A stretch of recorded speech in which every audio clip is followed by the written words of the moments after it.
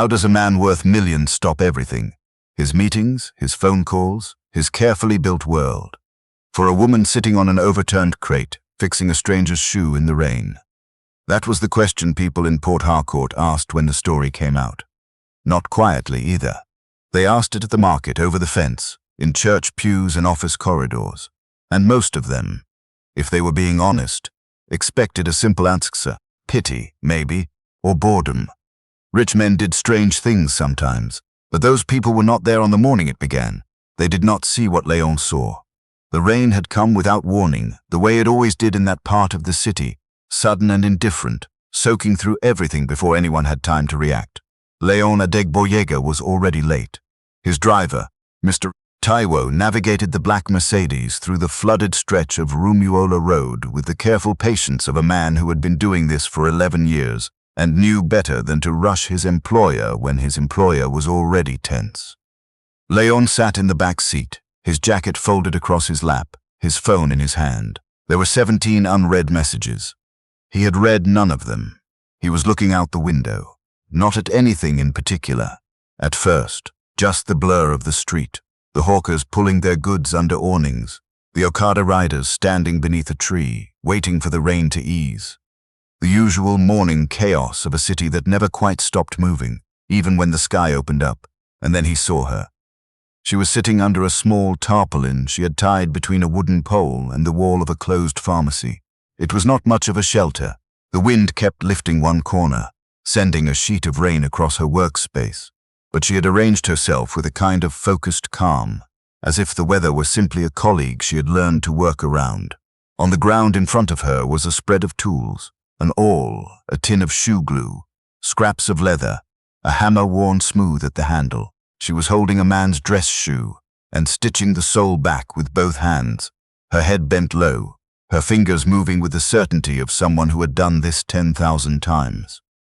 She looked, Léon thought, like someone who had never once asked anyone to feel sorry for her. He noticed the crutches propped against the wall behind her, before he noticed anything else. They were the old kind, metal, with rubber grips wrapped in plastic bags to keep them dry. Her left leg was extended slightly to the side, the way a person adjusts when sitting for long hours, with an injury that has become permanent rather than temporary. Mr. Taiwo slowed to avoid a pothole, and in that moment, just a few seconds, the kind of pause that would mean nothing on any other morning, the woman looked up. She did not look at the car with longing. She did not look with resentment or curiosity or any of the expressions Léon half expected. She just looked the way you look at a car that has slowed near you in the rain, checking briefly that it was not going to splash her. And then she went back to work. The car moved on. Léon sat back. He put the phone in his jacket pocket without reading the messages. "Mr. Taiwo," he said. "Sir, go back." There was a pause, just a breath of one. "Sir, turn around." Go back to where she was sitting. Mr. Taiwo turned the car around. He had driven Léon long enough to know that some instructions did not require explanation, only precision. Her name was Abena. She told him this the way she told him everything that first morning, directly, without softening it, without the small performance of humility that people sometimes put on when a man in an expensive car stops to speak to them. She said her name like it was simply information, offered without cost. "Abena," Léon repeated. "Abena Owusu," she said. "And before you ask, I don't need anything, I'm working." He almost smiled. "I can see that." "Then why are you standing in the rain?" He looked down. He was, in fact, standing in the rain. He had climbed out of the car without thinking to bring an umbrella, and the rain had soaked through his shirt collar and was beginning to work its way down the back of his neck. "I don't know," he said, which was the truth. Abena looked at him the way you look at someone who has said something unexpectedly honest. She studied him for a moment. Not the car, not the watch, not the tailored shirt now going soft with rain, just his face. Then she nodded, a small movement as if she had decided something. "There's room under here if you want to wait it out," she said. "But I'm not stopping work." "I wouldn't ask you to," he said. He crouched down beside her tarpaulin, which was not designed for two people, and listened to the rain and the sound of her stitching. Mr. Taiwo sat in the car with the engine running. After a while, Léon asked her how long she had been working on this stretch of road. 6 years, Abena said. without looking up. Before that, she was quiet for a moment. She set down the shoe she was working on and picked up the awl, turning it in her fingers. Before that I was at university, she said, studying textile design. She paused, then the accident happened, and then this. She said it the way you described the weather, matter of fact, without asking him to fill the silence with sympathy. He respected that more than he could have said. Do you still design? He asked. She glanced at him sideways. Why? You said you were studying it. I said I was studying it. She picked the shoe back up. That was a long time ago, but he had seen, before she shut the conversation down, something shift in her exactly, but something that had once been a dream and had since been folded up and put somewhere high and out of reach. He recognized it. He had seen that look in the mirror, a long time ago, in a different life. He went back. Not the next day. He had a board meeting in Lagos and then a conference call that ran until midnight. But 4 days later, on a Thursday morning when the sky was clear and the road was dry, Mr. Taiwo turned onto Rumiola Road and Léon saw the tarpaulin from a block away. She noticed the car before he got out. He could tell by the slight tilt of her head. She was watching from the corner of her eye, deciding. He walked over slowly, hands in his pockets, and crouched down at what had become apparently his spot beside her workspace. You came back, Abena said. I did. Why? He thought about that. I'm not sure yet, he said. I'll tell you when I know. She made a sound, not quite a laugh, but something adjacent to one. She handed him a cup of tea from a flask beside her crate. He took it without comment. They sat together in the morning sun, and she worked, and he stayed, and neither of them spoke for a while. It was the most comfortable silence Léon had experienced in years. He started coming back on Thursdays, then Tuesdays. Then, whenever he was in the city and the pull of it, of her, of the particular steadiness she carried, became too strong to ignore. Abena never asked him why a man like him kept showing up at a roadside cobbler's stall. But she started saving him a cup of tea. It was Mama Celine who noticed first. Mama Celine ran the provisions store 2 doors down from the pharmacy, and she had eyes sharp enough to read a room from 30 meters. She started watching them with the specific attention of a woman who knows something is happening before the people involved know it themselves. That man, she told Abena one evening as they were closing up, is not coming for shoe repair. I know, said Abena. He likes to. Mama Celine waited. And? Abena folded her tarpaulin with careful, practiced movements. She didn't look up. He has a company. He has a whole world that has nothing to do with this road. Men like him come around because something feels different for a little while. Then they go back. You don't know that. I've seen it. Mama Celine was quiet. Then, have you seen it, or have you decided it? Abena did not answer. She leaned her crutches against the wall and began loading her tools into the canvas bag she used to carry everything home. But that night, alone in her small room in Rumiola, the room she had been renting since she left her sister's house 4 years ago, the room with the window that looked out onto a courtyard where a mango tree dropped fruit in the rainy season, she lay awake for a long time. On the shelf above her bed was a sketchbook. She had not opened it in 2 years. She opened it that night. The sketches inside were from university. Shoes, dozens of them, drawn in clean, confident lines, annotated with fabric notes and heel angles and color swatches. She turned the pages slowly. Somewhere around the middle of the book, the handwriting on the notes got tighter, more rushed. That was the semester before the accident. She closed the book. She put it back on the shelf, but she left the light on a little longer than usual. It was on a Tuesday, 6 weeks after they met, that Léon finally said something. He had brought groundnuts, wrapped in a newspaper cone the way the woman at the end of his block sold them, and he set them down beside her tools without fanfare. Abena looked at them, then at him, and said nothing, which he had come to understand meant she was pleased. They were quiet for a while. A school bus passed. A man walked by arguing loudly on his phone. The street did what the street always did. I want to ask you something, Léon said, and I want you to answer honestly, not kindly. Abena set down her work. She looked at him with her full attention, which was not something she gave easily. The textile design, he said. The shoes you used to draw, do you still want that? Not as it was before, but some version of it. Does it still feel like yours? She was very still for a moment. "Why are you asking me this?" Her voice was careful. "Because," he said, "I have a manufacturing partner in Abuja who works with independent designers. Because I know 3 boutiques in Lagos that are looking for local leather goods. And because I think you are wasting something rare sitting on this road." He stopped. "I am not saying this road is beneath you. I am saying your talent is too large for only this." Abena looked away.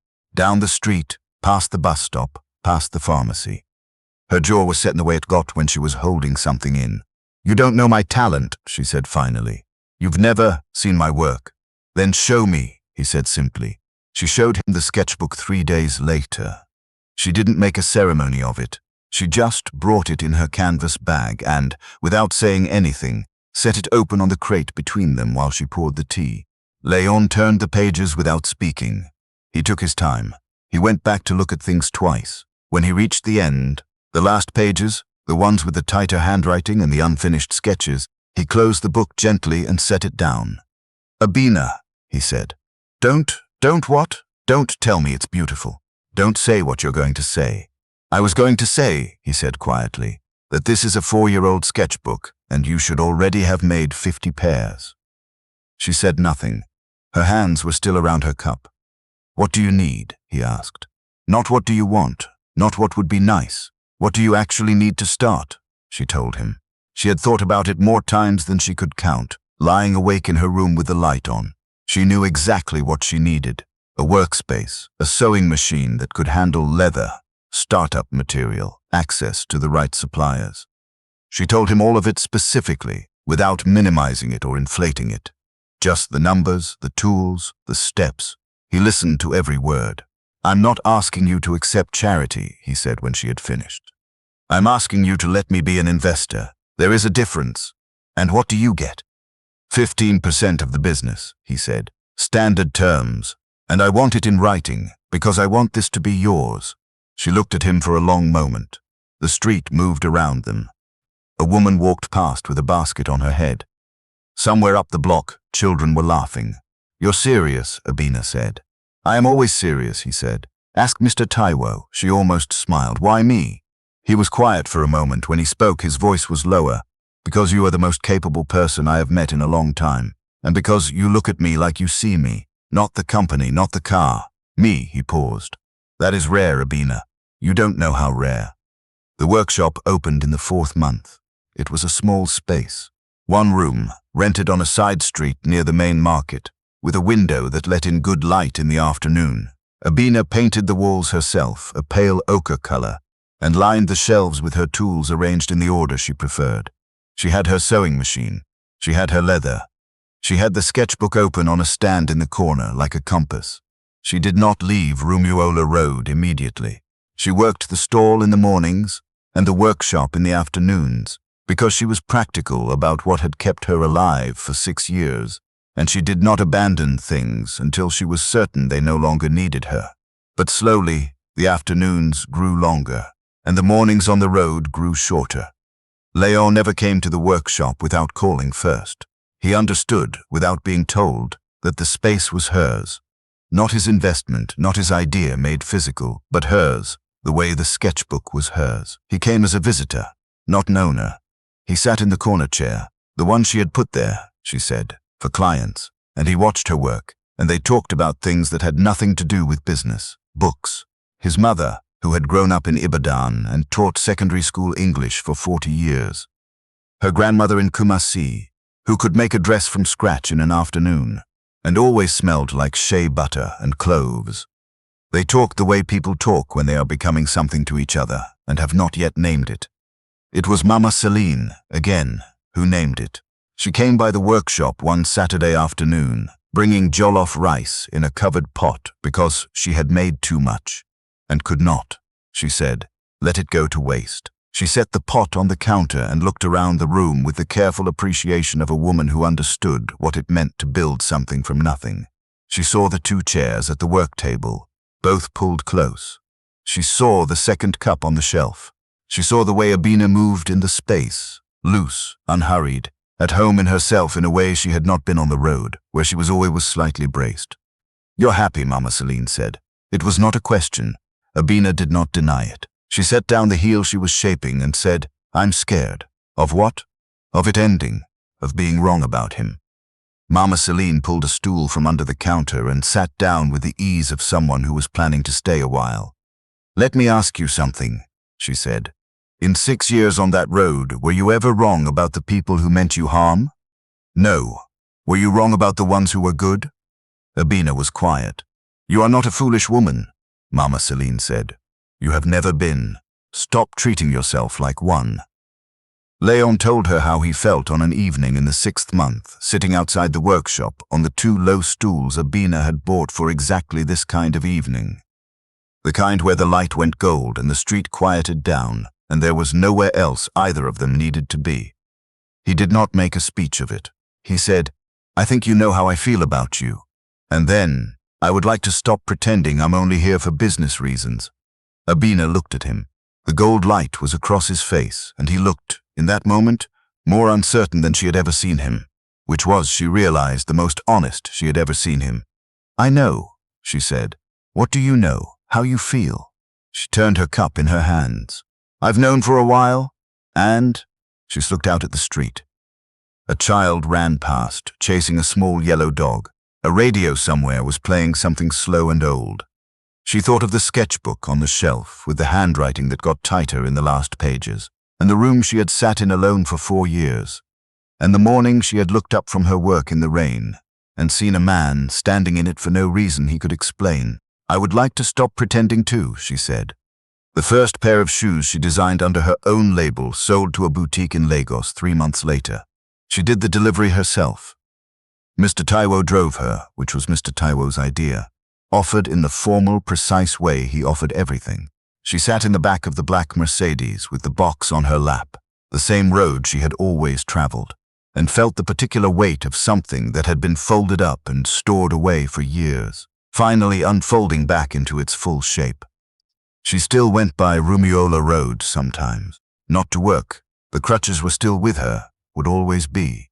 But the stall was someone else's now, a young man she had spent 2 weeks teaching, who looked at her tools with the same careful attention she once had. She went by because the road was part of her. You do not stop being from the places that made you, even when you have moved beyond them. Mama Celine always called out when she saw the car. The label grew slowly, the way things that are built honestly tend to grow. By the end of the first year, she had 2 stockists and a waiting list. By the second, she had hired a part-time assistant, a girl from Rumiola who reminded her a little of herself and who held the stitching tools with the focused certainty of someone who had not yet been told she could not. Léon never once introduced her as his anything, in any room, in any meeting. He introduced her by name, by her work. He said, "This is Abena Wusu. She makes the finest shoes in Port Harcourt." And then he stepped back, because that was how he understood love. Not as a spotlight you point at yourself, but as a space you make larger for someone else. She told him this once, late at night, sitting in the workshop, long after they should have gone home. "You always make room," she said. "You don't take up space you don't need." He was quiet for a moment. "My mother used to say that the biggest thing a person can do is get out of the way of someone else's becoming." Abena thought about that for a long time. There are people in this world who move through it like they own it, who take and accumulate and count what they have and guard it.